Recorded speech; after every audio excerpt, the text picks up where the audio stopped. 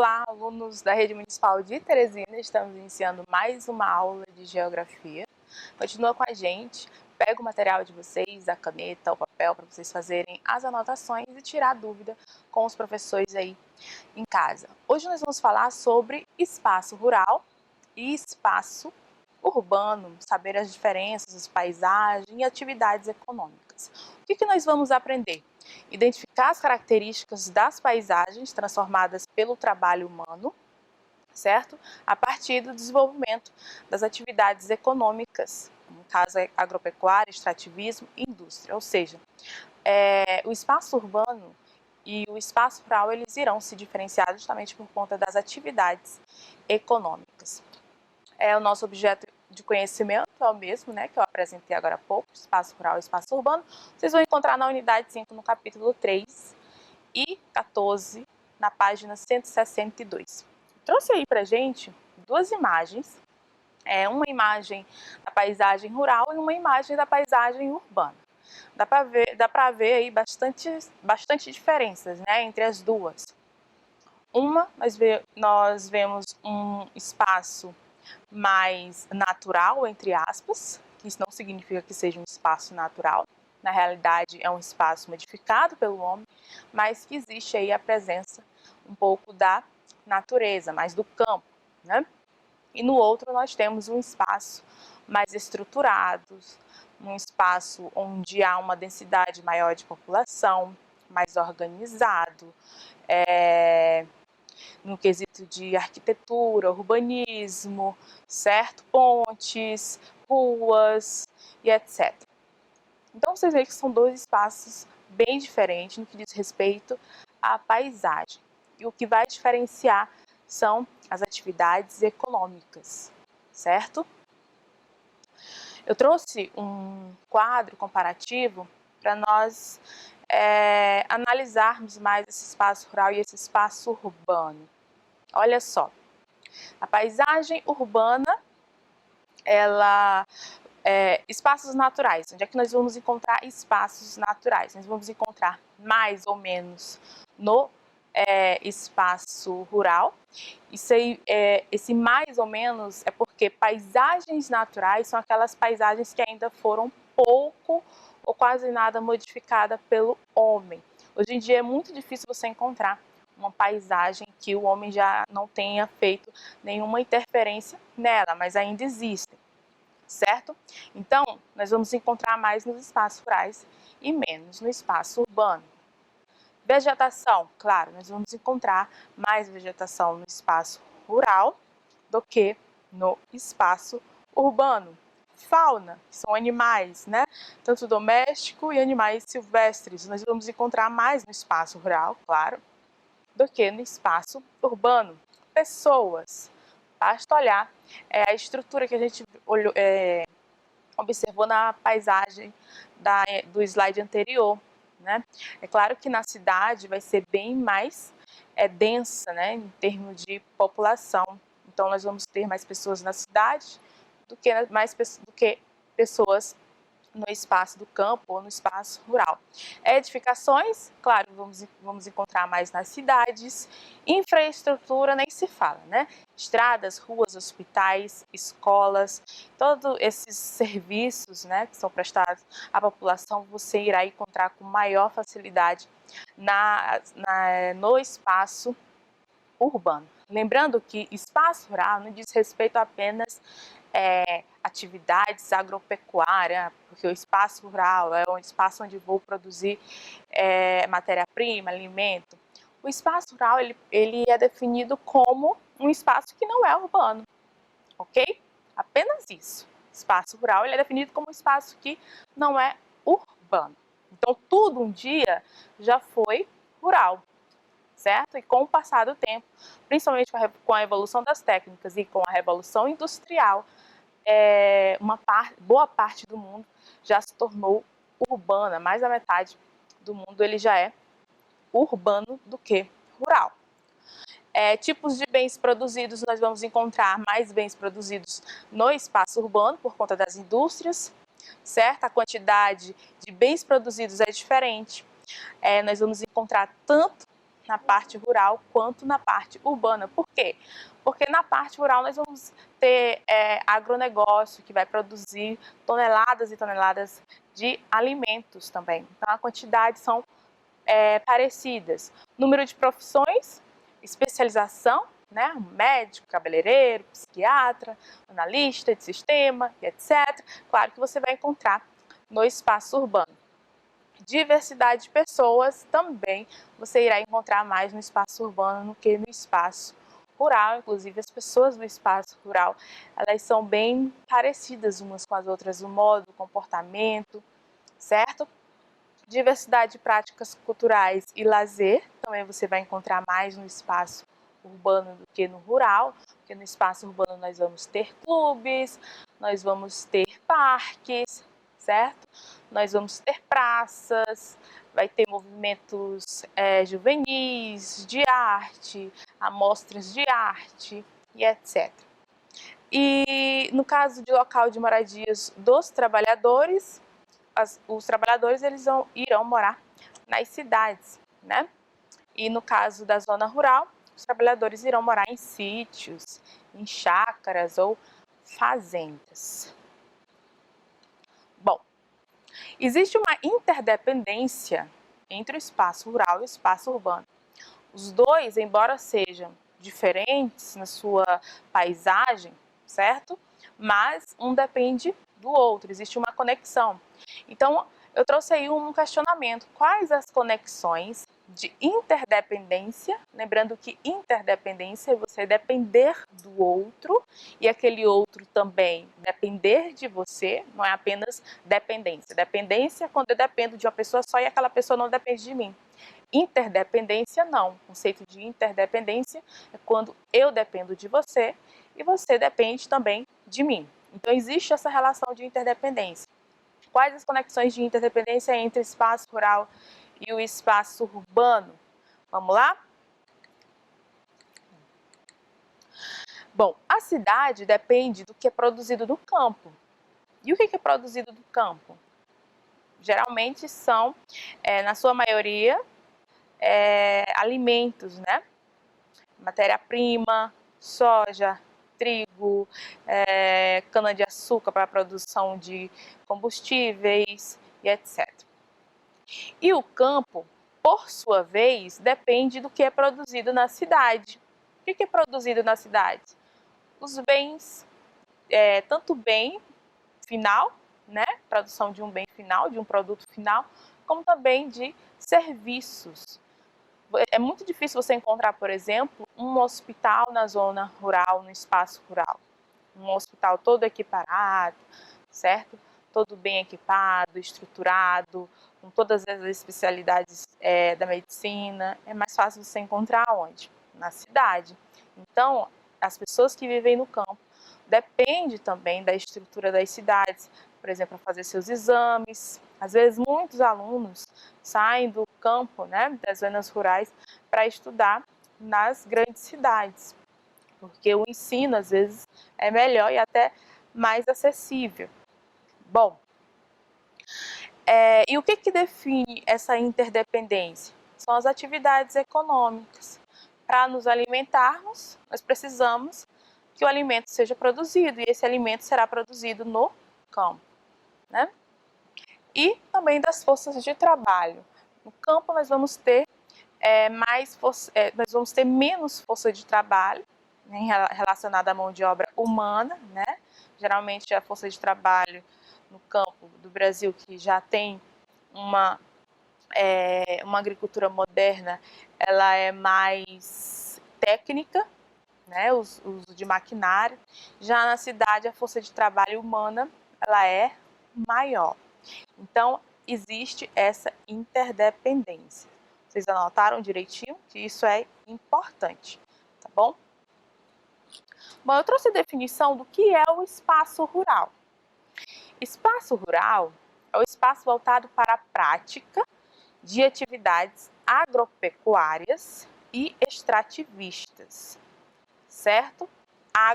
Agricultura, pecuária, criação de animais, e extrativistas, são aquelas atividades em que eu extraio a minha matéria-prima diretamente da natureza. Como? Por exemplo, eu pesco, certo? Eu caço, eu retiro do babaçu, extraio o óleo do coco babaçu. O que mais? O açaí é uma atividade, é um produto que faz parte de uma atividade extrativista, ok? Nós temos tanto extrativismo mineral, vegetal, como animal. Então, é isso que caracteriza o espaço rural. São essas três atividades básicas. Eu trouxe aí uma atividade para a gente fazer antes de continuar com o nosso conteúdo. Diz assim a questão: qual a importância do espaço rural para os seres humanos? Já dei aí algumas dicas, né?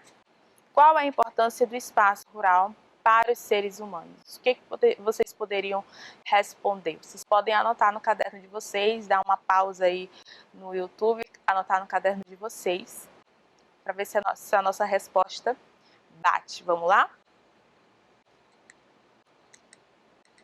Olha só, é no espaço rural que acontecem as atividades agropecuárias responsáveis pela produção de alimentos. Além disso, exerce um papel importante na preservação da biodiversidade. Então, qual é a importância do espaço rural para nós? É que é nesse espaço onde ocorrem as atividades agropecuárias, que é responsável pela produção do alimento, certo? Nós precisamos comer, não vai ser, não tem como eu criar um porco, criar porcos ou boi, né, no meio da cidade grande para vender depois. Não tem como, eu preciso de um espaço maior. Então essas atividades vão se concentrar no espaço rural. Além disso, exerce um papel importante na preservação da nossa biodiversidade. O espaço rural, como eu falei para vocês, não está relacionado apenas àquele espaço que é onde se produz agricultura, onde se produz, onde tem a atividade da pecuária. O espaço rural, ele também tem um espaço onde se concentra a nossa biodiversidade. Por exemplo, a floresta amazônica, ela faz parte de um espaço rural, ok? Porque lá existe atividades extrativistas, existem pessoas que moram lá, né? Geralmente são índios, são povos de florestas e etc. Por isso que não confunda espaço rural apenas com questão de agricultura e pecuária, ok? Setores da economia, para a gente entender melhor. Como vocês viram, o espaço rural e o espaço urbano, ele se diferencia pelas atividades econômicas. E as atividades econômicas irão se classificar de acordo com os setores da economia. O que são setores da economia? São as especificidades de atividades na economia de um país. Então, eu trouxe 3 aí, né? Existem já 4 setores da economia considerados, mas eu trouxe os 3 principais. Nós temos o setor primário, okay? Que é a produção de matéria-prima, onde eu vou extrair, onde eu vou produzir uma matéria-prima, que no caso, o setor primário engloba a agricultura, né? A pecuária, o extrativismo, certo? Extrativismo mineral, vou extrair ferro, por exemplo, manganês, extrativismo vegetal, né? Aquele açaí que vocês gostam tanto. Ali vem de uma atividade extrativista. O extrativismo animal, pesca, aquele caranguejo que a gente compra no final de semana, aquele camarão que também que a gente gosta bastante, né? Ele faz parte de uma atividade extrativista, está dentro do setor primário. Nós temos o setor secundário, que é a transformação da matéria. Então, veja, o primário produz matéria-prima, o secundário vai transformar essa matéria-prima em um produto final, certo? Então, o que é o setor secundário? É a transformação da matéria-prima em produtos industrializados, ok? O que engloba as indústrias. Essas indústrias irão se concentrar onde, principalmente? As indústrias, como ela depende de mão de obra, elas irão se concentrar especialmente nas cidades ou nas grandes cidades. E tem o setor terciário, né, que é o setor de comércio e prestação de serviço. Engloba o comércio, a educação, saúde, finanças e etc. Existem muitas especificidades no setor terciário e onde nós vamos encontrar, principalmente, é claro, nas cidades, ok? Então, resumindo, o setor primário produz matéria-prima, que é onde fica na paisagem rural, né, no espaço rural. O setor secundário transforma essa matéria-prima em um produto industrializado e o setor terciário distribui no comércio, ok? Então, existe também uma interdependência entre eles. A agricultura tradicional, eu trouxe para vocês a diferença entre a agricultura tradicional e a agricultura moderna, certo? Que existe no nosso país.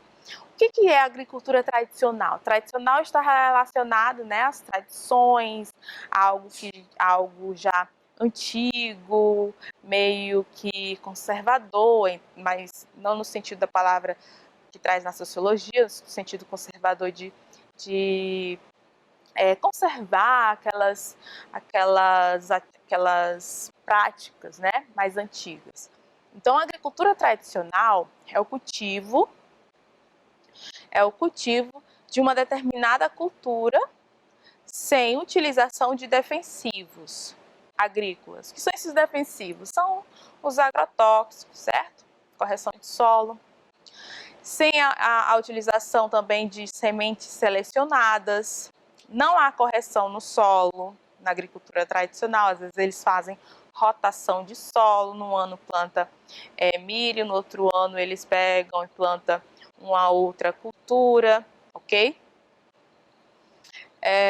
O que mais? As técnicas praticadas são rudimentares, ou seja, antigas, né? Como o arado, que é quando a gente vai abrindo o solo, normalmente, né? De tração animal, usando o animal para fazer o arado. Com a produção baixa, na agricultura tradicional, como utiliza-se técnicas rudimentares, claro que a produção será baixa. E também caracterizada pela falta de modernização. Okay? Essa é a agricultura tradicional, não se esqueçam. Já a agricultura moderna, ela tem início em 1970 com a Revolução Verde, né? Onde quer se produzir mais em um espaço menor, ok?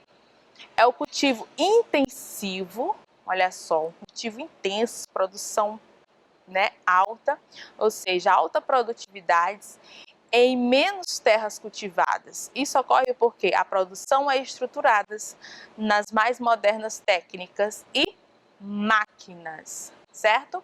Então você vê aí uma diferença. Na agricultura tradicional se utiliza mais a mão de obra, ok? Humana. Já na agricultura moderna, eu vou utilizar mais as máquinas, como vocês estão vendo aí a imagem do trator, né? Fazendo aí, colocando fertilizante ou um tipo de agrotóxico na vegetação, aí no canto direito abaixo da tela de vocês, ok? A atividade deles é mais intensiva, no caso da atividade, por exemplo, pecuária tradicional, porque também existe pecuária tradicional e pecuária moderna. Na pecuária tradicional, o gado, por exemplo, ele é produzido de forma extensiva, né? Ele é produzido no campo, ele se alimenta do pasto que tem no campo, ele é solto, gado. Já na produção pecuária moderna, comparando aqui, o gado ele é produzido de forma intensiva. Eles produzem muitas cabeças de gado de forma confinada, num espaço bem menor, né? E eles alimentam eles com ração e fazem todas aquelas modificações genéticas para o melhoramento do seu gado, ok? Bom, vamos falar sobre problemas ambientais no campo. Existem vários problemas ambientais no campo. E esses problemas ambientais no campo, eles derivam justamente da agricultura moderna ou da agropecuária moderna, ou, mais precisamente, do agronegócio. Após 1970, com a Revolução Verde, que veio o melhoramento das sementes, modificações genéticas, ok? E também a introdução de insumos, fertilizantes, de inseticidas, correções de solo com algum produto, com cal e etc. Essa Revolução Verde, ele trouxe em consequência, embora se produziu mais, passou-se a se produzir mais, trouxe consequências muito negativas para o nosso meio ambiente. Por quê? Porque trouxe os problemas ambientais, como desmatamento. Se eu quero ter a produção, por exemplo, de soja, o que eu preciso fazer? Eu preciso de uma grande área, de milhares de hectares, certo? E nessa grande área eu vou desmatá-la, tirar toda a vegetação daquela região, o que vai deixar o solo exposto, certo? E se chove, esse solo exposto, ele vai perder seus nutrientes naturais, ele vai ficar empobrecido. E aí eu vou colocar uma única cultura, no caso a soja, que eu estou dando um exemplo. Eu vou plantar uma única cultura nesse grande espaço.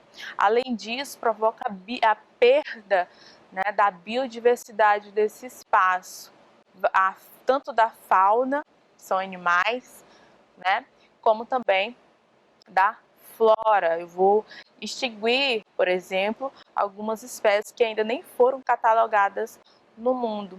Então, trouxe muitas consequências, questão do desmatamento, questão de degradação do solo, como eu falei para vocês, trouxe a questão das queimadas, por exemplo. São vários os problemas no campo causados principalmente pelo agronegócio. Eu trouxe um problema aí em especial, que é a questão da irrigação, né? A irrigação, ela é uma técnica antiga utilizada desde as civilizações mais primitivas, que consiste em abastecer a cultura, né, com água, certo? E essa irrigação, quando ela é feita de maneira inadequada, ela causa uma série de problemas para o meio ambiente. Um deles, encharcamento do solo. Quando eu tenho uma irrigação inadequada, ocorre encharcamento do solo. Quando o solo fica encharcado, ele naturalmente vai perder o quê? Nutrientes com o tempo, certo? Salinização do solo também. Quando eu tenho uma irrigação errada, a salinização do solo ocorre o quê? O que acontece, né? Após a irrigação, aquela água evapora e o que fica no solo são os sais minerais. E aí ocorre uma salinização do solo que precisa depois ser corrigido, por exemplo, com cal, ok? Eutrofização, que é um outro problema bem complexo, que é a contaminação de lençóis freáticos por causa de fertilizantes, agrotóxicos e também dos rios, né, de córregos próximos às plantações. Então, a eutrofização, como eu falei para vocês, quando ela contamina um rio com fertilizante agrotóxico, esse rio vai produzir um tipo de água, que é uma forma do rio se defender, alga, certo? Que é uma forma do rio se defender, e essas algas, em grande quantidade, acaba tampando a parte da entrada do sol, né, de oxigênio, e muitas espécies acabam morrendo por conta dessa eutrofização. Proliferação de insetos e fungos por conta da umidade. Se eu tenho uma irrigação exagerada, eu vou ter uma umidade maior, consequentemente, eu vou proliferar mais insetos e mais fungos, certo? E sem contar o desperdício de água. Nós vimos que a atividade agropecuária ou agricultura, ela é a que mais consome água no mundo, certo? Cerca de 72% da água doce que é produzida, ela vai para a atividade agropecuária. E essa água, ela é gasta, certo? Dificilmente ela vai voltar para a natureza. Algumas conseguem voltar por meio de evaporação, mas em outras questões, dificilmente ela consegue retornar para a natureza. Então, há um gasto exaustivo de água com o problema da irrigação. Lembrando que uma das irrigações que são menos prejudiciais ao meio ambiente é a irrigação por gotejamento. Vocês podem pesquisar aí. Vamos lá para a nossa atividade? Segunda atividade. Marque a alternativa que apresenta somente atividades econômicas praticadas no campo. Ele quer que marque atividades que são praticadas no campo. Vamos lá? Letra A, agricultura, pecuária e construção civil. Bom, a construção civil é produzida na cidade, então ela é terciária. É isso, professora? Não. A construção civil, embora a gente vê bastante nas grandes cidades, a construção civil faz parte do setor secundário. Então, está errado. Letra B, agricultura, extrativismo e ecoturismo. O ecoturismo faz parte da atividade primária? Sim, o ecoturismo faz parte da atividade primária. O extrativismo também e a agricultura. Então, a letra B está corretíssima. A letra C, qual é que está errada? Está errada a questão da indústria de base, né? Que faz parte do setor secundário e não do setor primário e não está dentro das atividades praticadas no campo. E a letra C, a letra D, aliás, está errada por conta também da indústria de base, como eu falei anteriormente. Então, o gabarito aí é a letra B, né? De bola. Então, eu espero que vocês tenham gostado. Nós falamos sobre paisagem urbana e paisagem rural e até a próxima.